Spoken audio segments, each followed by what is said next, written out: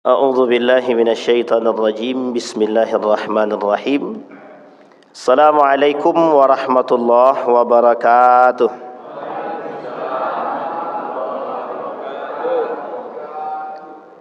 الحمد لله رب العالمين الحمد لله الذي أرسل رسوله بالهدى ودين الحق ليظهره على الدين كله وكفى بالله شهيدا.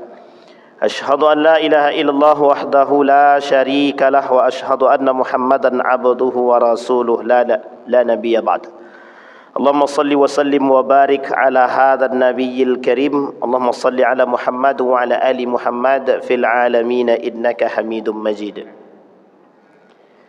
يا أيها الناس اتقوا ربكم الذي خلقكم من نفس واحدة وخلق منها زوجها وبث منهما رجالا كثيرا ونساء واتقوا الله الذي تساءلون به والأرحام إن الله كان عليكم رقيبا.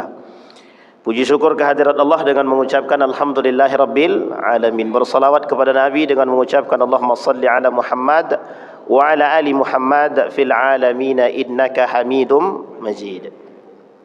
Bapak Ibu sekalian yang berbahagia, mudah-mudahan yang hadir di malam hari ini husnul khatimah. Amin ya rabbal alamin.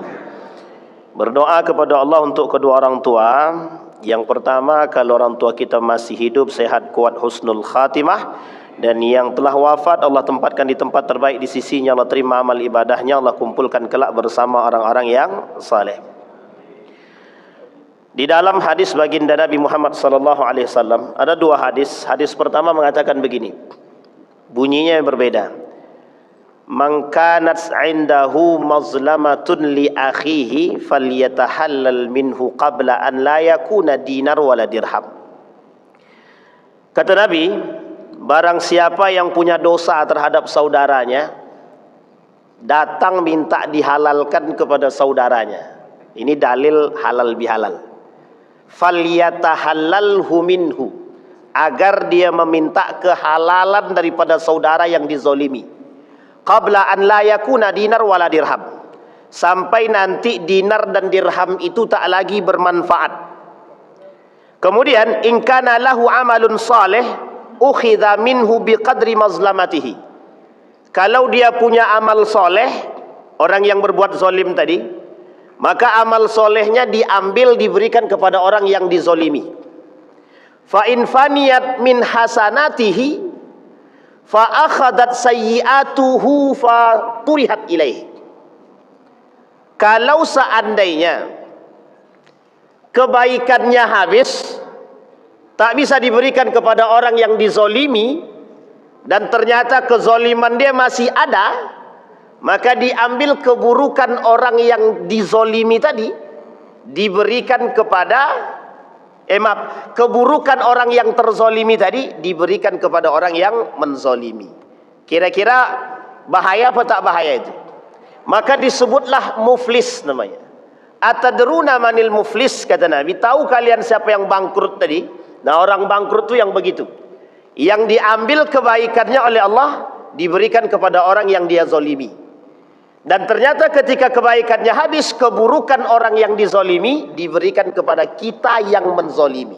Itu namanya bangkrut namanya. Kalau bangkrut tak ada duit, bagaimana Pak Ustaz? Itu frustasi aja itu. Jadi orang-orang yang punya materi tapi cintanya terhadap dunia saja, tak berduit dia, itu baru bangkrut dia. Tapi bangkrut yang sesungguhnya itu bangkrut yang tidak punya iman. Bapak Ibu sekalian yang berbahagia, orang bangkrut yang sesungguhnya itu orang yang tidak memiliki iman atau habis imannya, kemudian datang keburukannya. Itulah yang disebut dengan namanya bangkrut. Bangkrut itu muflis namanya, bahasa Arabnya. Kalau bahasa gaul muflis itu ente muflis, berarti ente nggak punya duit gitu, itu bahasanya. Muflis fulus diambil dari bahasa falasa. Fulus itu begini, ini fulus namanya. Kalau tak punya duit, muflis namanya. Begitu dia. Tapi kalau tidak ada sama sekali, falas. Tidak ada sama sekali. Itu dalam bahasa Arab. Nah, sekarang Bapak Ibu sekalian yang berbahagia, kalau istilah halal bihalal itu Dulu Buya Hamka termasuk salah satu pelopor daripada halal bihalal. 1926 Muhammadiyah mencoba membangunkan satu tradisi yang hari ini dipakai, namanya halal bihalal. Tapi kalau di Jawa tidak halal bihalal namanya, Syawalan. Syawalan, karena dibuat di bulan Syawal. Kalau orang kita tradisinya halal bihalal. Boleh tidak kita sebut haram biharam? Boleh, karena haram menyakiti saudara-saudara. Itu namanya haram biharam. Makanya haram perbuatan zalim bagi si A dan haram perbuatan zalim bagi kita. Makanya haram biharam. Tapi itu tak dibuat orang, sisinya masih negatif itu, Pak. Maka kalau dibuat halal bihalal, maka poin, Pak, tidak ada masalah. Nah, jadi jangan salah paham tentang persoalan halal bihalal. Apakah dia ini berdalil apa tak dalil? Banyak hal yang menjadi persoalan kita hari ini. Salah satu tujuan, ini poin penting, Pak, untuk kita pahami. Salah satu tujuan Buya Hamka dalam menyelesaikan persoalan perpecahan yang terjadi pada saat itu adalah dengan membangun kegiatan yang disebut dengan halal bihalal. Jadi ini tradisi. Ustaz, tradisi ini baik apa tak baik? Kalau tradisi ini diisi dengan kegiatan yang bermanfaat, baik. Kalau tradisi ini diisi dengan sesuatu yang tidak bermanfaat, dia tak jadi bermanfaat, dia tak baik dia. Sama dengan tradisi-tradisi yang lain. Kebaikan itu bisa datang jika bermanfaat dan kemudian tidak menabrak batas-batas yang tidak diinginkan oleh Allah Subhanahu wa taala. Sampai di sini bisa dipahami Bapak Ibu ya. Nah, inilah yang disebut dengan halal bihalal. Pertanyaan muncul, mengapa kita harus melaksanakan halal bihalal? Sekarang saya ingin angkat Bapak Ibu tujuan penting daripada halal bihalal. Bapak Ibu sekalian yang berbahagia, dahulu kita merujuk kepada sejarah saja. Ketika umat muslim dalam tekanan yang begitu berat, apa yang dilakukan oleh para ulama-ulama terdahulu? Menyatukan. Menyatukan itu bagaimana? Dicari, Pak, umat muslim ini yang bertikai mana, kelompok mana, disatukan dalam satu kelompok yang berbasis pada satu asas, namanya tauhid. Apa namanya? Tauhid. Tauhid itu kalau kita istilahkan sekarang namanya akidah. Jadi Bapak Ibu sekalian yang berbahagia, akidah itu, tauhid itu, kalau kita artikan namanya wahada yuwahidu, mengesahkan Allah. Semua kita nih bisa disatukan dengan perbedaan yang terjadi dengan satu kalimat saja, la ilaha illallah. Sekarang saya tanya Bapak Ibu, ada di luar itu muslim, tapi beda dengan kita. Cuma dia bawa bendera tulisannya la ilaha illallah. Mau tidak Bapak Ibu bunuh dia itu? Maling dia, tapi pakai kalimat la ilaha illallah. Bisa tidak Bapak Ibu bunuh dia? Belum tentu juga. Jadi ini poin penting. Jadi menyatukan orang itu sebenarnya sederhana. Salahuddin Al-Ayyubi itu untuk membuka keran-keran yang tertutup rapat itu cuma satu saja. Itu terlalu jauh, Ustaz. Oke, kita ambil satu sejarah. Ada namanya Fathullah Gulen. Tahu Bapak Ibu pernah dengar nama Fathullah Gulen? Tahu apa tidak? Selamatlah. Fathullah Gulen ini, itu bercanda aja Bapak Ibu. Kawan baiknya Recep Tayyip Erdogan. Jadi dulu setelah Kemal Atatürk itu runtuh, itu yang meruntuh presiden pertama setelah Kemal Atatürk itu bukan Erdogan, namanya Fathullah Gulen namanya. Mereka bangun, mereka berdiri dengan satu partai pemuda Islam. Identitasnya adalah identitas politiknya atau politik identitasnya adalah agama dan budaya. Ini poin penting nih. Jadi identitas yang dia angkat itu apa? Politik identitasnya apa? Agama dan budaya. Pertanyaan kemudian muncul, apakah Recep Tayyip Erdogan ketika itu bersama Fathullah Gulen? Benar. Dua-dua ini ketika itu masa mudanya, Pak, yang menggerakkan gerakan Partai Pemuda Islam dengan identitasnya adalah agama dan budaya. Ini yang disebut dengan politik identitas ketika itu. Pertanyaannya adalah, bagaimana kondisi umat muslim ketika itu? Dalam tekanan, Pak. Bagaimana posisi Islam ketika itu? Dalam kondisi sekuler yang sangat besar. Bapak Ibu kalau sekarang datang ke Turki, coba tanya. Tanya saja sama orang Turki. Bapak Ibu akan lihat berapa banyak perempuan-perempuan Turki yang tidak berkerudung. Itu biasa. Jangankan perempuan berkerudung, Pak. Saya sampai ke Turki itu, saya bilang begini, Ibu, mana arah kiblat? Dia jawab, kami tak tahu. Kalau Bapak nak solat ke belakang saja, kata dia gitu. Saya tanya, Pak Dimat, boleh nak kami solat di sini jamaah? Tidak ada musola di sini, Pak, di belakang sajalah. Saya tanya lagi, Pak, kapan waktu solat subuh? Tidak tahu kami, Pak, kata dia. Coba bayangkan, Pak, saking sekulernya, kurang tajam apa sekulernya itu. Dari dulu, dari 1925 atau 24 itu, sampai hari ini masih terasa tuh. Artinya umat muslim ketika itu kehilangan kendali. Artinya jauh dari agama, bukan mendekatkan mereka kepada Allah, tapi mohon maaf semakin menambahkan kehancuran. Nah, Bapak Ibu sekalian yang berbahagia, ketika orang-orang Turki kehilangan kendali, kehilangan pegangan, orang-orang Turki, yang hilang dari mereka itu bukan kelompok, bukan. Yang hilang dari mereka bukan budaya saja, tapi yang paling penting dari mereka hilang adalah identitas agama. Kami tak punya pegangan, kami tak punya kekuatan. Sehingga ketika itu yang sekuler-sekuler, bahkan orang-orang yang ingin beragama pun tak tenang. Solat tak bisa sembarangan, azan tak boleh pakai bahasa Arab, pakai bahasa Turki. Coba Bapak Ibu bayangkan azan pakai bahasa Turki. Kita kan masih enak, Pak, masih bisa sholat, Pak.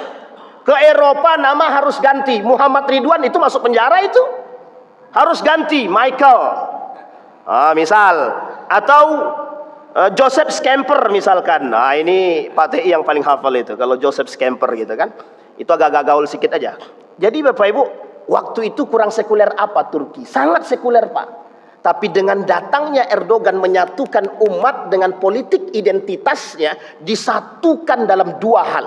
Satu dimensi agama, yang kedua dimensi budaya. Pertanyaan muncul, apakah ketika itu ada kelompok yang mengkafirkan? Ada. Apakah ada kelompok yang sufi? Ada. Ada kelompok yang beragama ekstrim? Ada. Disatukan dalam satu kalimat, namanya La ilaha illallah. Salahuddin Al-Ayyubi ketika ingin mengangkat peradaban Islam kembali, apa yang dilakukan oleh Salahuddin? Hei umat muslim, kembali kepada Islam yang kafah. Kembali kepada Islam. Baik, sekarang kita lihat Pak Ibu. Kita selesai Ramadan. Sekarang saya tanya Bapak Ibu, di mana letak tolak ukur suksesnya Ramadan? Dalam Ramadankah atau pasca Ramadan? Udkhulu fis silmi kafah. Masuklah kalian ke dalam Islam dengan sempurna sesempurnanya. Wala tattabi'u khutuwatis syaitan. Jangan ikuti Ramadan, setannya satu. Ramadan setannya satu. Siapa dia? Manusia. Manusianya yang jadi setan. Karena setan itu terbagi dua, dari manusia dan dari jin. Minal jinni wal ins. Tapi di Ramadan setan-setan dibelenggu. Tapi yang tersisa setan manusia. Kemudian muncul Pak, setelah Ramadan setannya nambah. Bukan dari manusia saja, tapi dari sisi jin pun begitu. Bukan hanya jin juga, iblis pun ikut-ikutan. Kata nenek moyangnya setan, aku ikut. Itu Pak. Maka kata iblis itu, aku punya 10 kawan, kata dia, di hari kiamat itu. Ditanya sama Nabi, Iblis, man rufaqa'uka min ummati, berapa banyak sahabatmu dari umatku, kata Nabi. Hum asarah, kata dia. Dan 10, kata dia. Itu 10 tak sedikit Pak. Siapa di antara 10 ini? Satu di antaranya, man ada ila kufrihi wa dalalatihi, yang kembali kepada kekufurannya dan kesesatannya. Artinya Pak, kita kembalikan kepada satu konsep, namanya iman. Yang kembali kepada kekufurannya, yang kembali kepada kesesatannya. Sekarang saya ajak Bapak Ibu bertadabbur Ramadan. Dalam Ramadan 30 hari Ya Bapak Ibu ya, ini kan kita satukan dalam 30 hari. Ke 30 hari itu, subuh ada kajian, malam ada kajian. Belum lagi ada masjid yang zuhur ada kajian, betul ya? Di 10 malam terakhir min awakhir Ramadan atau asra min awakhir Ramadan, 10 terakhir Ramadan ada i'tikaf. Bagaimana orang tuh rajin banget tuh. Jam 3 bangun, jam 2 bangun, jam 1 bangun, jam 12 pun ada. Bahkan ada yang nggak tidur, Pak. Oh, kalau di Arab biasa begitu.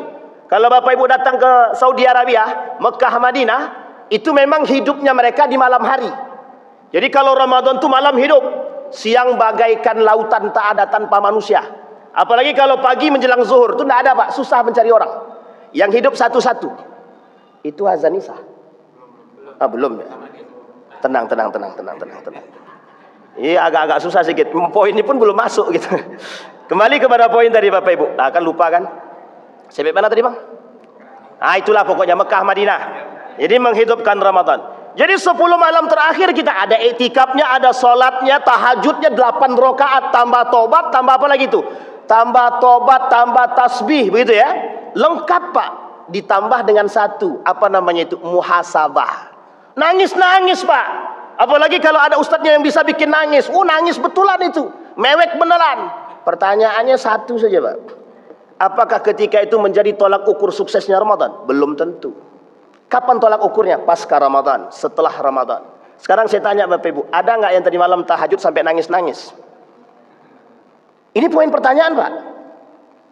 Jadi Bapak Ibu, kenapa Salahuddin Al-Ayyubi itu yang dia tarik itu adalah nilai pondasinya, madrasah imannya. Jadi madrasah agamanya ditarik oleh Salahuddin Al-Ayyubi. Kata Salahuddin, kita tidak akan menang dengan orang kafir, dengan tentara salib, tidak akan menang kita. Kalau kita masih kayak gini-gini aja, Islamnya cuma KTP, Islamnya rajinnya cuma di Ramadan, tidak ada gunanya. Tapi kata Salahuddin Al-Ayyubi, madrasah iman yang dibangun oleh Salahuddin Al-Ayyubi, jangankan tahajud, jangankan duha, kalau Anda tidak punya perhatian terhadap tetangga, tidak berhasil. Coba bayangkan, Pak. Jadi keberhasilan itu tidak bisa diukur dengan kepribadian. Ketaatan Anda secara pribadi itu tidak menjadi tolak ukur bahwa Anda penghuni surga. Itu dalam kitab lupa pula saya nama kitabnya itu. Imam Al-Ghazali menuliskan itu. Kata Imam Al-Ghazali dalam kitab itu, rajin sholatnya, duhanya, tahajudnya, bertemu malaikat di kamar mandi, bukan di kamar mandi, di sumur. Apa kata malaikat? Aku diharamkan menuliskan namamu dalam catatan amal baik. Oleh seketika itu, orang yang tadi dikenal alim, rajin tahajud, duha, langsung tunduk, Pak. Kenapa? Ternyata hablum minan nasnya jelek. Coba bayangkan. Jadi Bapak Ibu, saya pernah mengatakan begini dengan jamaah-jamaah umroh yang kami bimbing. Kata jamaah umroh itu begini, Ustadz, kami kesini ini mau ibadah, bukan mau disibukkan dengan urusan dunia. Apalagi harus mohon maaf sekamar dengan orang yang mohon maaf. Ribet, Ustadz, lambat, harus ini, harus itu. Saya tanya Bapak Ibu, apakah ibadah kita itu cuma hablum minallah saja? Tidak, Pak. Jadi hablum minan nas itu penyempurna ibadahnya hablum minallah. Hablum minan nas disempurnakan oleh hablum minallah, hablum minallah disempurnakan oleh hablum minan nas. Jangan coba-coba, Pak, kalau kita rujuk kepada hadis yang tadi kita bacakan, mangkanat indahu mazlamatun. Satu saja kita punya masalah dengan manusia, terhalang pintu surga. Satu doang, Pak. Jadi pertanyaannya muncul lagi. Sebelum Ramadan, Ustaz, kami sudah minta maaf, Ustaz. Maaf-maafan. Setelah Ramadan kami bangun kemudian perselisihan. Itu tidak bisa. Jadi berantemnya setelah Ramadan kita tunda, kata dia. Tidak bisa, Pak. Jadi iman yang kita bangun selama 1 bulan penuh, itu dasar pendidikan yang terbaik, yang tidak Bapak Ibu temukan 11 bulan selanjutnya. Tidak akan. Dan tidak ada orang yang bisa fokus dalam pendidikan imannya selama 11 bulan, kecuali selama bulan suci Ramadan. Makanya Bapak Ibu, mengapa para sahabat itu dalam Ramadan tidak ada aktivitas apapun? Kami pengen fokus di situ. Dunia no. Bukan berarti mereka tinggalkan, tapi 11 bulan sebelumnya sudah mereka siapkan agar mereka bisa fokus dengan Tujuannya apa? Memperbaiki diri, membuat tradisi yang baik, membangun kebiasaan mental, kebiasaan agama, kebiasaan pribadi, kebiasaan akhlak yang sangat baik sekali. Sehingga apa hasilnya, Pak? Hasilnya satu, setelah Ramadan madrasah tersebut, setelah Ramadan pendidikan tersebut diterapkan. Contoh di dalam Ramadan disampaikan oleh para ustaz-ustaz di malam pertama, kedua dan ketiga, yang membatalkan ibadah puasa Ramadan gibah gitu. Oh, selama bulan Ramadan begini semua gitu. Oh, pasca Ramadan, jangankan pasca Ramadan, pasca selesai, Pak. Bung Beo pun kalah gitu. Tapi itulah pendidikannya yang oleh Ibnu Qayyim Al-Jauziyah, 4 jihad manusia itu, Pak, 4 jihadnya, Pak. Dan itu harus kita lakukan setelah Ramadan. Bukan hanya di Ramadan, setelah Ramadan 4 jihad itu harus kita lakukan. 1, jihad melawan diri sendiri. Yang kedua, jihad melawan hawa nafsu. Yang ketiga, jihad melawan musuh. Yang keempat, jihad melawan kaum munafik dan orang kafir. Sekarang pertanyaannya, di antara 4 nih, mana yang paling berat, Pak? Di antara 4 nih, mana yang paling berat? 4-4-nya berat, Pak. 4-4-nya berat. Coba bayangkan ketika kita melawan diri kita sendiri, siapa yang sanggup, Pak? Kadang ego kita lebih tinggi. Ingat, Pak, kata Imam, itu peringatan atau apa tuh? Peringatan ya. Kita stop atau kita lanjut, Pak Imam? Yakin, Pak Imam? Oke. Jangan salahkan saya, Pak Ibu. Pak Imam yang minta. 10 menit cuma. Ya udahlah kalau gitu. Wallahu alam. Jadi Bapak Ibu, kata Imam Al-Ghazali, justru kata Imam Al-Ghazali dalam kitabnya Asnaful Maghrurin, orang yang rajin beriman mukmin itu tipu daya setannya pada diri dia lebih kuat, Pak, lebih kuat. Dan Bapak Ibu tahu siapa yang menjadi musuh dia? Diri dia sendiri. Sampai kata Imam Al-Ghazali, orang beriman musuh dia, tertipunya orang beriman dengan diri dia sendiri. Aku kan sudah puasa 30 hari. Insya Allah setelah Ramadan pasti aku bisa. Ini dia setannya datang. Setannya datang. Pasti aku mampu. Pertanyaannya adalah, betulkah begitu? Sekarang saya tanya ibu-ibu, aktivitasnya lebih banyak mana, Ramadan atau setelah Ramadan? Ibu-ibu, aktivitasnya lebih banyak mana, setelah Ramadan atau sebelum Ramadan? Ramadan atau setelah Ramadan? Sekarang yang lebih berat mana, ibu-ibu, setelah Ramadan atau Ramadan? Setannya lebih banyak mana? Itu ibu-ibu sendiri yang bisa menyampaikan tuh. Suami kami setan semua, Ustaz, katanya. Tidak bisa itu. Atau sebaliknya, Pak. Sebaliknya. Kadang-kadang begitu, Pak. Jadi kadang-kadang ya kita pribadi bukan siapapun. Imam Ghazali bukan tidak tanpa dasar mengingatkan begitu. Bayangkan, Pak, kata Imam Al-Ghazali, dari hasil pengamatanku, kata Imam Al-Ghazali, pengamatan Imam Al-Ghazali, mengapa umat muslim itu mundur? Aku tidak lihat faktor eksternalnya, aku lihat faktor internalnya. Apa faktor internalnya? Muslim tapi tidak beriman. Maksudnya apa? Salat dia, rajin dia, ke masjid dia, tapi mohon maaf, Pak, tidak ada feel, rasa, nilai dalam diri dia. Yang kita khawatirkan, Ramadan 30 hari kita tak bawa nilai sama sekali, Pak. Dengan tetangga kita masih acuh, dengan orang lain kita masih no comment, dengan saudara kita yang mohon maaf melakukan perbuatan maksiat kita tidak mau memberikan nasihat, dengan tetangga kita yang tidak sholat kita tidak pernah mengingatkan. Pertanyaannya, untuk apa 30 Ramadan itu? Itu pertanyaan penting bagi kita. Sehingga Bapak Ibu sekalian yang berbahagia, apa kata Buya Hamka? Halal bihalal itu bukan sekedar jabat tangan, bukan. Ini formalitas. Apa intinya? Lo saudara gua salaman dengan lo, artinya gua kenal lo, gua tahu siapa lo, gua tahu lo. Itu bahasa orang Betawi. Kalau bahasa kampung, amo ngoti engkau. Itulah bahasa kampung kami itu. Aku ngerti Anda, saya tahu siapa Anda saudaraku, dan aku punya kewajiban mengajakmu ke masjid. Atau sebaliknya, Pak.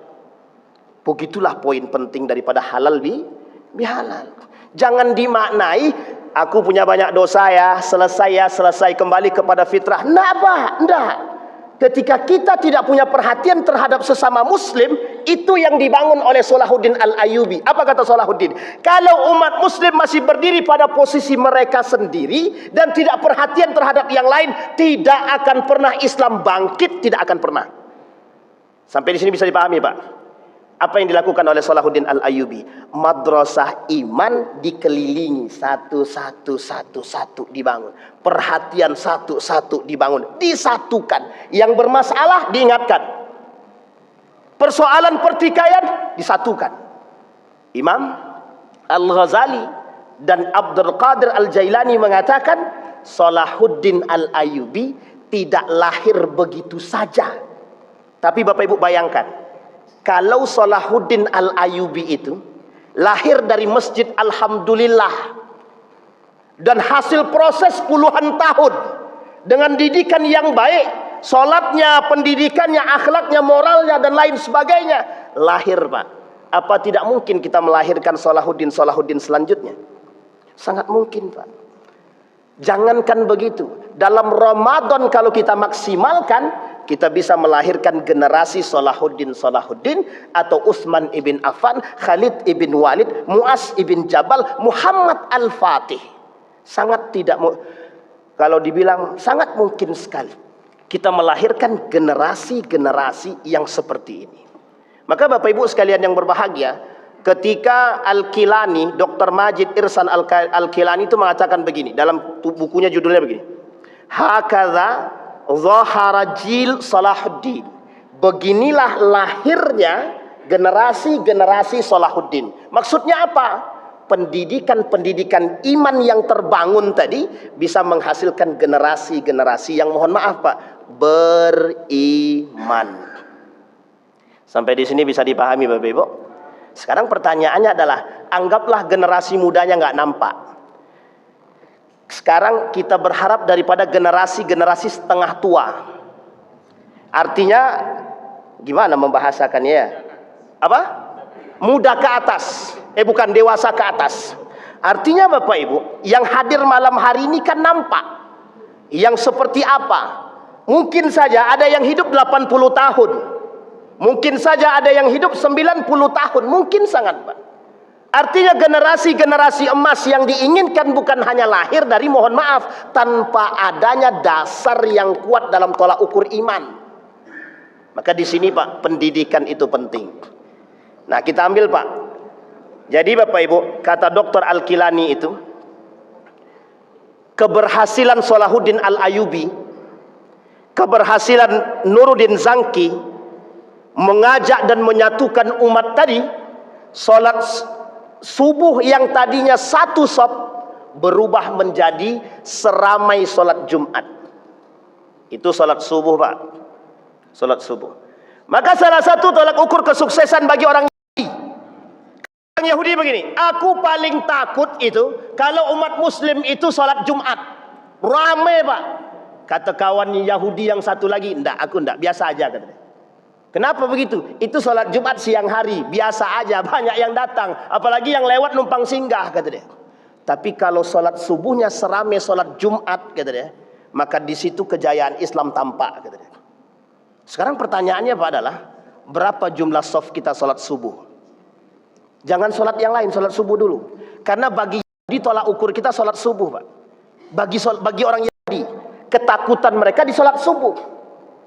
Kalaulah sholat subuhnya seramai sholat Jumat, mengapa demikian? Karena sholat-sholat yang lain mesti lebih banyak, Pak. Artinya adalah, bahasa sederhananya, kalau Isya dan subuhnya banyak, orang munafiknya sedikit.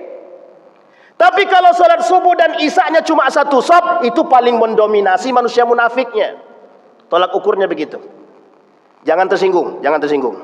Kalau tersinggung berarti alhamdulillah kan, sesuai dengan nama. Bisa dipahami Bapak Ibu. Artinya keberhasilan itu tidak pada saat kita melakukan pendidik. Contoh, ada anak masuk pesantren, Bapak Ibu tuntut dia menjadi orang harus sukses, harus alim. Tidak bisa, Pak.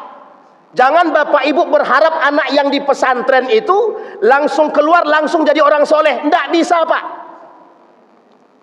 Cuma ada dua kemungkinan. Kalau dia tidak mengerti dasarnya dia tak mengerti persoalannya, apalagi sekarang, cuma ada dua kemungkinan. Dia tetap istiqamah atau kembali kepada jalan yang salah. Bisa dipahami Pak ya? Apa kata Nabi? Inna hadza siratullahil mustaqim. Ini jalanku, kata Allah. Jalan Allah ini yang lurus. Kemudian dibangun oleh Nabi jalan ke kanan dan ke kiri. Di setiap kanan dan kiri ada setannya. Yad'u ilaihi, mereka mengajak kepada mereka. Sekarang pertanyaannya adalah, orang-orang yang baru belajar agama, kalau mereka tidak istiqomah pada jalan siratal mustaqim tadi, mereka pilih ke kanan dan ke kiri, mohon maaf Pak, yang dia pilih ke kanan, yad'u ilaihi, kata setan. Setan memanggil dia. Kalau tak kuat imannya, masalah. Itu yang terjadi dengan orang-orang pasca Ramadan yang tidak kuat iman, yang tadinya siratal mustaqim dalam Ramadan, selesai Ramadan dia pilih ke kanan dan ke kiri, bukan lurus. Apa kata setan? Yuk sini kata dia. Nah, apa yang dimaksud dengan perbuatan tersebut? Setiap perbuatan kita, kalau tidak dibentengi dengan iman yang kuat, kita akan pilih ke kanan dan ke kiri. Kata Nabi, fatafarraqa bihi, kalian akan terpecah, kalian akan memilih jalan-jalan yang salah. Sampai di sini bisa dipahami Bapak Ibu? Kita cukupkan sampai di sini atau kita sambung? Cukup? Alhamdulillah kalau cukup. Kita cukup. Langsung doa kata dia, alhamdulillah. Sebelum saya tutup Bapak Ibu sekalian yang berbahagia, ada satu nasihat dari baginda Nabi, ada satu nasihat daripada baginda Nabi Muhammad sallallahu alaihi wasallam. Kata Nabi, hadisnya hadis qudsi. Ini bagus untuk kita amalkan. Ya bani Adam, wahai anak bani Adam, la takhafanna min dhi sultan madama sultani baqiyan. Kata Allah, hei anak bani Adam, jangan pernah takut dengan kekuasaan selagi aku masih ada, kata Allah. Dan Allah pasti akan tetap ada, kekuasaan Allah selalu ada. Fa inna sultani la yanfuzu abadan, maka kekuasaanku, kata Allah, tidak akan pernah berkurang sedikit pun. Yang kedua, ya bani Adam, wahai anak bani Adam, la takhafanna min dhiqi rizqin, wahai anak bani Adam, jangan pernah takut dengan rezeki yang sedikit, yang sempit. Fa inna khazaini mulanatun, sesungguhnya pembendaharaanku luas, kata Allah. Fa inna khazaini la yanfuzu abadan, sesungguhnya pembendaharaanku tidak akan pernah berkurang, kata Allah. Kalimat selanjutnya paling indah Pak. Kita ambil 4 poin saja. Apa kata Nabi kalimat selanjutnya? Khalaqtuka lil ibadati fala tal'ab. Aku ciptakan kalian untuk ibadah, jangan main-main dalam ibadah. Paham maksudnya Bapak Ibu? Artinya cuma satu, bercapek-capek rialah dalam ibadah, bersemangatlah dalam amal soleh, istiqomahlah dalam amal saleh. Yang keempat, apa kata Nabi? Yang keempat, wa razaqtuka ar-rizqa fala tat'ab, dan aku berikan kalian jalan untuk menggais rezeki, jangan pernah merasa capek dalam mencari rezeki yang halal, kata. Ini nasihat Pak untuk kita. Kenapa? Allah tahu yang bisa menyimpangkan manusia daripada jalan kebenaran cuma satu, hawa nafsu. Hawa nafsu ini dipengaruhi satu, dunia, wanita, kekuasaan, dan lain sebagainya.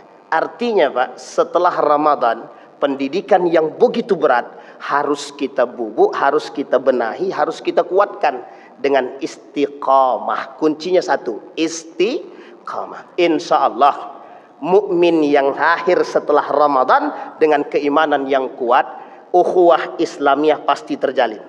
Tapi kalau mereka yang mengaku beriman atau pura-pura beriman pasca Ramadan, mereka akan tetap seperti sedia kala, hanya kamuflase Ramadan bagi diri dia, hanya untuk menunjukkan kami orang beriman, tapi tidak sungguh-sungguh beriman. Na'udzubillahi tsumma na'udzubillah. Mudah-mudahan kita yang hadir semua ini bisa menjadi orang-orang yang istiqamah dalam imannya. Amin ya rabbal.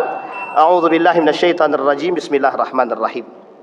Hamdas syakirina hamdan naimin, hamdan yuwafi ni'amahu wa yukafi'u mazidah. Ya rabbana lakal hamdu كما ينبغي لجلال وجهك الكريم وعظيم سلطانك. اللهم صل على محمد وعلى آل محمد في العالمين إنك حميد مجيد. يا حي يا قيوم يا فتاح يا عليم يا عزيز يا غفار يا رب العالمين. اللهم أعنا على ذكرك وشكرك وحسن عبادتك. اللهم اغفر لنا ذنوبنا وكفر عنا سيئاتنا وتوفنا مع الأبرار. اللهم اختمنا بالصالحين. اللهم إنا نسألك خير هذا المكان وخير ما فيه وخير أهله، ونعوذ بك من شر هذا المكان وشر ما فيه وشر أهله. اللهم أرنا الحق حقا وارزقنا اتباعه، وأرنا الباطل باطلا وارزقنا اجتنابه. اللهم إنا نسألك إيمانا كاملا ويقينا صادقا وعملا صالحا مقبولا وتجارة لن تبور. اللهم اجعلنا من السعداء المقبولين ولا تجعلنا من الأشقياء المردودين. ربنا آتنا في الدنيا حسنة وفي الآخرة حسنة وقنا عذاب النار. والحمد لله رب العالمين. السلام عليكم ورحمة الله وبركاته.